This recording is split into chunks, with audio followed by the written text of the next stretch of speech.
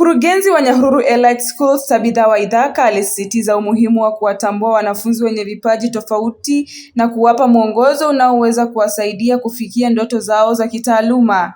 Alisema shule zinapaswa kujenga mazingira yanayowezesha kila mwanafunzi kung'ara katika eneo analolipenda. We were inspired to have it so that at least our alumni and colleges and industry players can interact so that the children are guided on the purpose of what they want to be while they're in school so that they can inspire them to work harder. Kwa upande wake, msimamizi wa Chuo Kikuu cha Nairobi Bruno Chokera alieleza fursa mbalimbali zinazopatikana katika elimu ya juu, akiwataka wanafunzi kuchagua kozi zinazolingana na uwezo na malengo yao. Alisema ushauri sahihi wa kitaaluma ni muhimu katika kujenga mustakabali bora wa wanafunzi.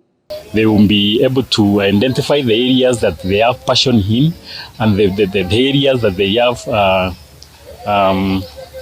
they have the most strength in. We will be able to explain to them so that they select their careers according to their passion, not just because those careers are economically viable or they think that they're the careers that will give them employment in future. Naye mkuu wa shule za Nyahururu Elite Simon Kachero Macharia alitoa wito kwa wazazi kuendelea kushiriki kikamilifu katika malezi na elimu ya watoto wao. Naye mkuu wa shule za Nyahururu Elite Simon Kachero Macharia alitoa wito kwa wazazi kuendelea kushiriki kikamilifu katika malezi na elimu ya watoto wao. We are happy to receive our old students and they are coming here looking fine, people who have progressed in academics, and each one of them is eager to see and to talk and improve the learners here on the needs of these values.